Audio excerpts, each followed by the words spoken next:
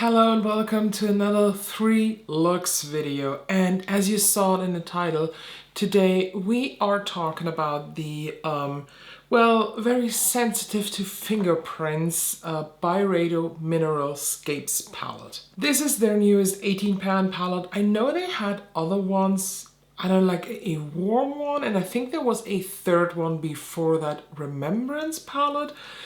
The other palette was really not up my alley. When I saw a picture of this for the very first time, I was like, you're coming home with me. I was instantly in love with this palette because you just know the cool tones, the blues, and even the greens. I mean, look at my eye look today. I feel so fancy. This is a, depending on where you buy it, over €100 palette.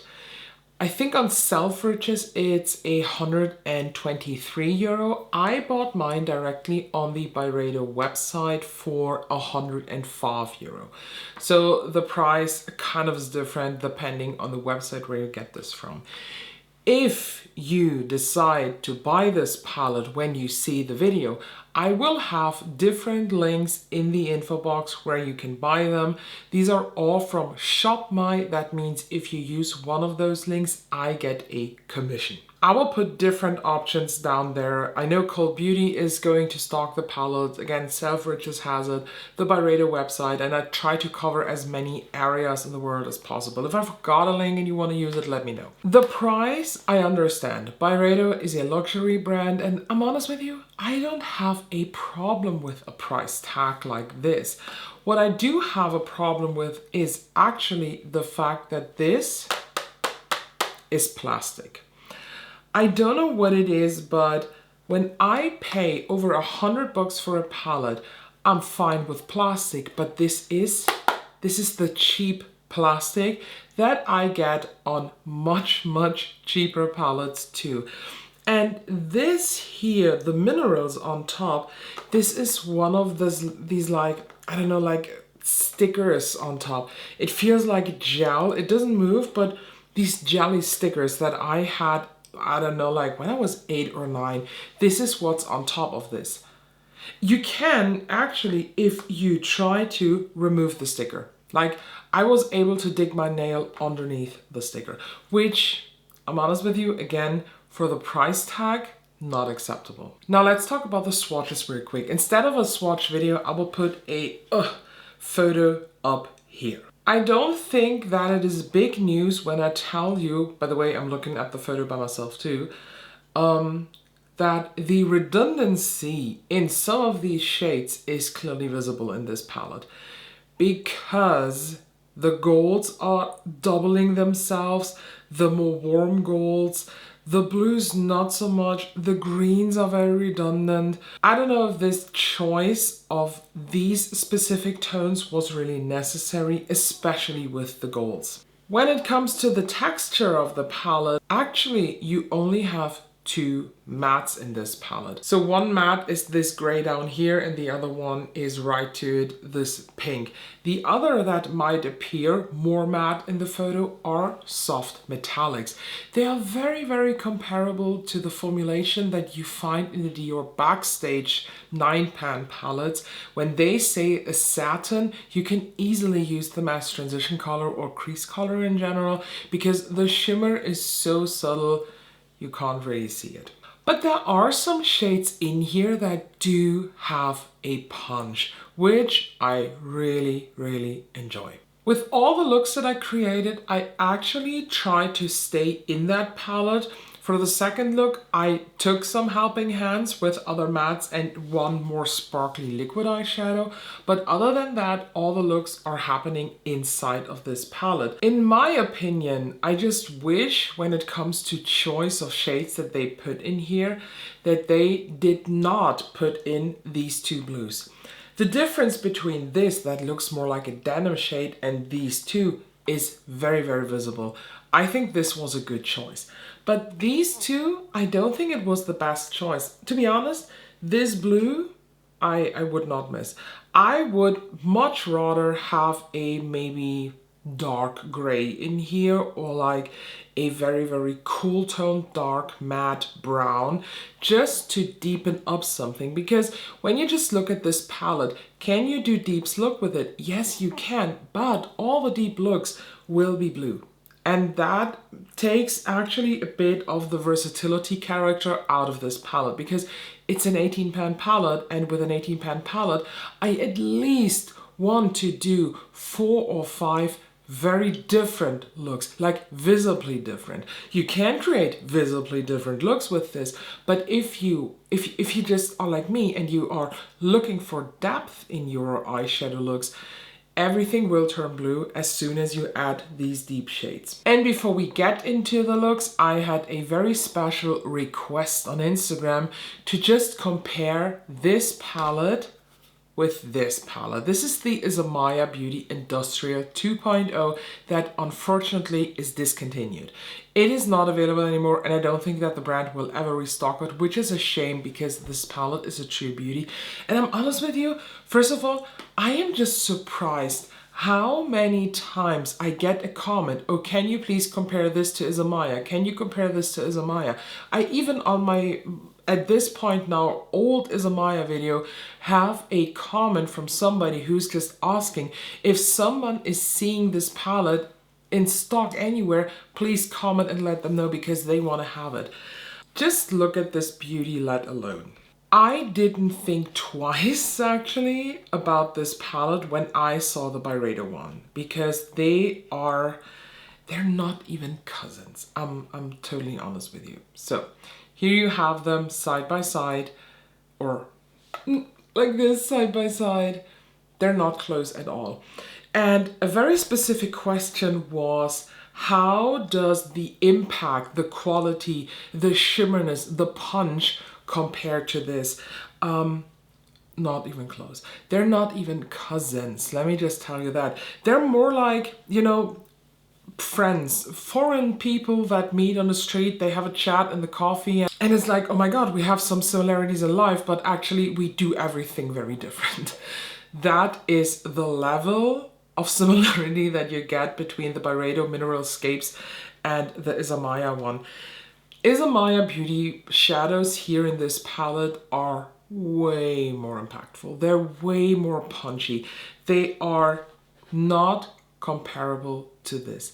These shadows, they are not meant to punch you in the face. They can punch you in the face, like with the dark blues and shit.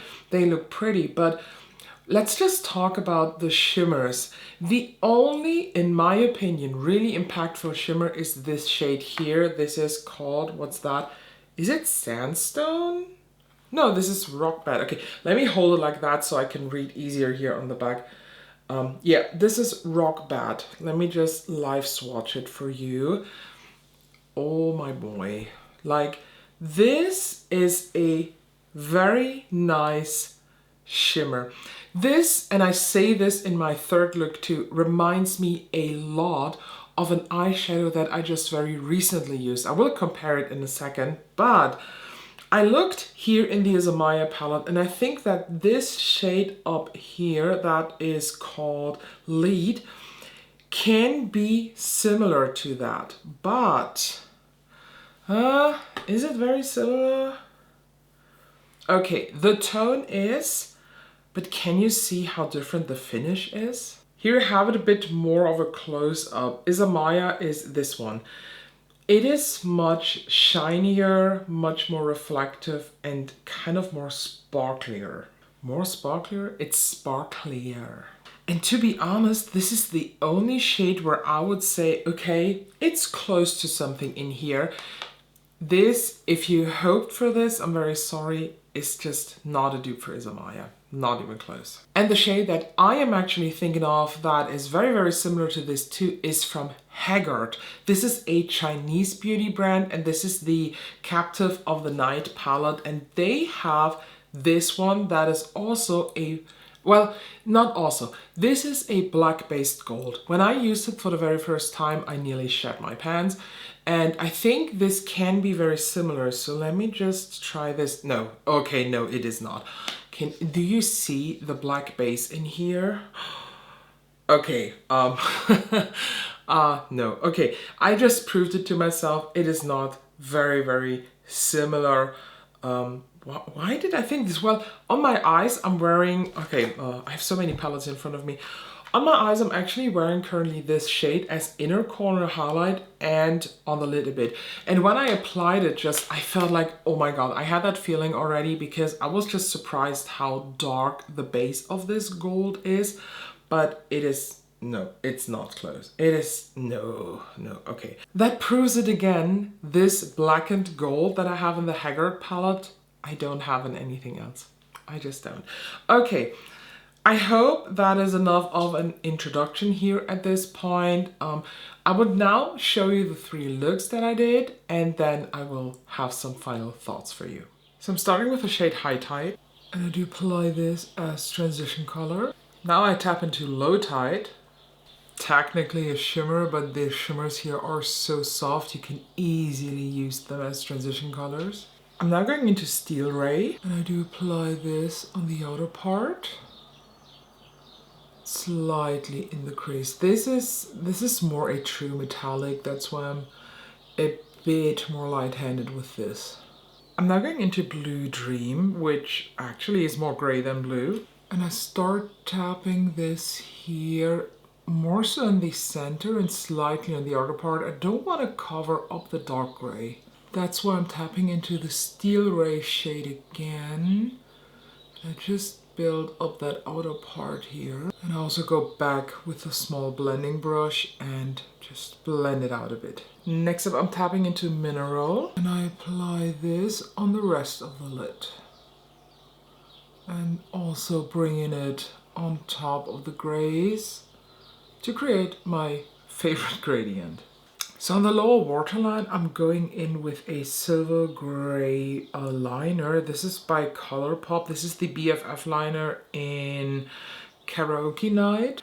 And I'm tapping into High Tide again to blend that out. I honestly don't see a good inner corner highlight. Well, there are a few, but none of these really match the eye look. So I'm using one of the glitters from Lemonhead LA. This is the Space Case Mini, and I think Lady Mercury is matching very good because it is like grayish, but more purple, but it has a cool grayish undertone. So I picked something up with a brush, and now I just tap this here and take it a bit higher.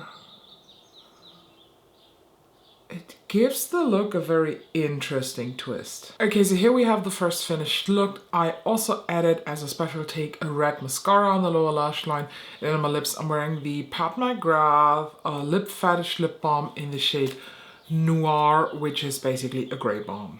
So let's head over to look number 2.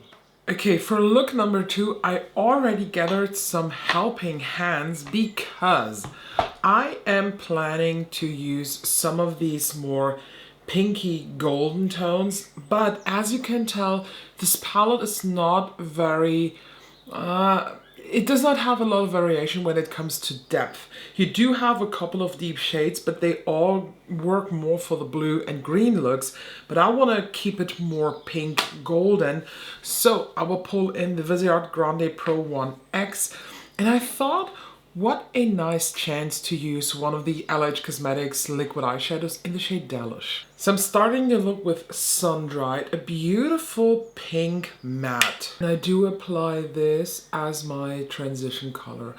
I want to try to build it up first before I pull in a darker pink from Viseart. So I took a smaller brush but in the same shade, and I built that up now directly in the crease.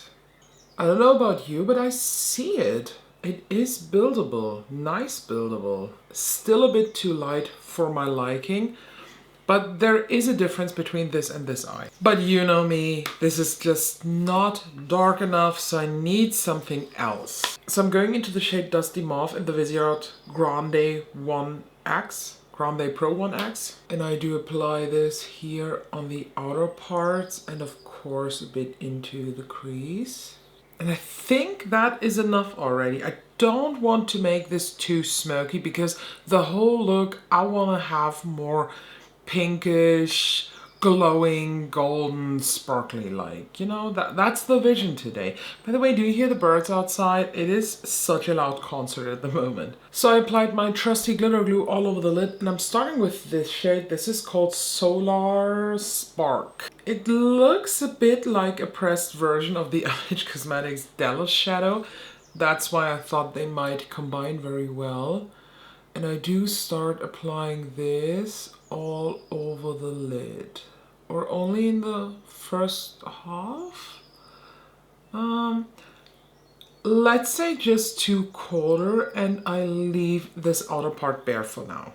I actually like the way this looks, but I need just something more deep in the outer part. So I'm now tapping into translucent mather. This is a gray, a satin gray. This is not one of the sparkly shades from the palette. And I just apply this here on the outer parts. And then I mix it with the Solar Spark. I think this without the liquid shadow already looks really, really nice. I want to just amp it up to the next level, so I'm using the Dallas shade, but instead of applying it directly on the eye, I take a more fluffy brush like that, and I kind of so the picture in my head is I want to dust it over the lid. I want to splatter it all over the lid, kind of, so that it just intensifies. Does that make any sense? I don't know. So I tapped some of the color here on this brush, and what I do now is I start in the inner part of the lid with very, very light-handed dapping motions, just a bit. And then I just slightly swipe it across, a tiny bit in the crease, and then flick it outwards. I don't know how much of a difference you can see in the camera. When I look in the mirror, I just see on this eye kind of tiny holo specks, a little bit more like a reflective effect compared to this eye. That looks beautiful and sparkly, but I prefer this slightly toned up version. It's really just a subtle effect, and I think I will use this as inner corner highlight too. So for the lower lasher, I'm starting with a liner again. This time it's the Charlotte Tilbury Pillow Talk one that I apply quite messy. And then I just very simply tap into Sun Dried again and use this to blend it out. For inner corner highlight, I'm using Dallas again from LH Cosmetics. And I just applied something on a brush, and that I now just dab here on. And I also take it on the lid so that the border between the inner corner highlight and the lid shade is not that harsh. And here you have the finished look number 2, so let's head right over to number 3. So far, I created something gray, I created something blue, and I created something soft pink gold. So what is naturally left now? Something kind of green, maybe pink or rusty. I see where it goes, but I want to focus here on the greens today. I'm starting with High Tide again, since this is the only kind of matte shade besides the pink. And I think with a gray in the crease as transition color, that will work too. And I actually really enjoy this. And it doesn't have to be like super duper like build up. I just want to have a hue of transition color going on. So hopefully my plan is working out. So I'm now tapping in this shade that is called River Mist. This is one of those shades that do have a bit of shimmer here in the palette, but in general it has a soft shimmer finish and can be used as crease shade. So I'm doing this. Okay, this has a bit more shimmer than I thought, but that's not a problem. I'm kind of digging a shimmery crease lately. This is one of the shades that actually swatched very poor and very transparent. That's why I thought it might add a nice green touch to the crease area. Again, very shimmery, but it's manageable. I applied my glitter glue and I'm now going into this shade that is called, no, not Painting Land. This is Sandstone for whatever reason. Why is this called Sandstone? Doesn't make sense at all. And since this is a beautiful dark green, this comes here on the outer part. Now I tap into Painting Land. And I keep on applying this, starting at that edge of the other color. And I'm actually leaving the tiniest part of my inner lid here bare because I want to apply something pink that then goes into the inner corner highlight. So for the lower lash line, I'm starting with a liner. This is the Urban Decay 24/7 Glide On pencil in the shade Mildew, whatever. And I think this is a nice vibe.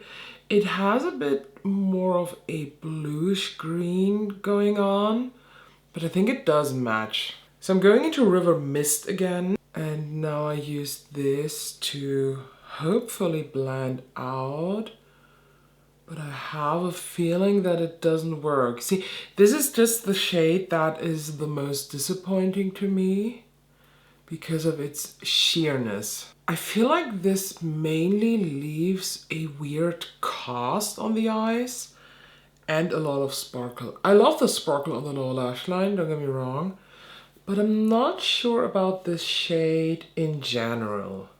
So originally my plan was to use this shade. This is Solar Spark. I used that in the second look too. But I kind of want to use this one here again. This is 1, 2, 3, Rock Bad. This is a gold, but you know, this old gold. Do you know what I mean? It has a darkened base, and I feel like this will work beautiful as inner corner highlight and lid shade. So I took this on a brush. I start to apply this on the inner corner. Drag it on the lower lash line, and now I also fill in the rest of my lid with this. I love this color. It reminds me of a gold that I just very recently used from a Chinese brand from Haggard. But I will use Solar Spark as my brow bone highlight later on. I just realized after I filmed my intro now for the video that I forgot to apply my brow bone highlight, and I promise you I will use that pink shade as my brow bone highlight. I think this is a beautiful color. Like in general, I enjoyed it in the second look too. But as brow bone highlight, this is just another level of beauty that is going on here. Okay, let's now just clean the brush. Let's now just talk about my feelings about this palette. First of all, I just want to stress out again, this is a over €100 palette that comes with a very, very specific color story in my opinion. I was able to now create 4 looks with this. So the first look that I did was outside of this video. It was a very blue-gray look. The other ones you just saw that I did. I personally think that the versatility in this palette is here. It is definitely there. I said it in the intro. I think that these shades, it is not a must for me. This could also miss. I wouldn't miss it. I still wish there is brown inside, or like a cool toned gray anthracite color, just something dark to deepen your eye looks without going into the blue scheme every time. Because even if you use a gray golden look, by the way, this is just a combo, that is chef's kiss. When you now want to have some depth in a gray golden look, you will turn it blue. Gray already has a bit of a blue undertone, so what should I tell you? Overall, in my opinion, this palette is definitely worth the money. The price for the quality of shadows that you get is really, really outstandingly good. I said it in the intro, I say it again. I think for a palette that is over €100, this packaging is to me an absolute no-go. This is my biggest critique about this palette, that this is cheap packaging.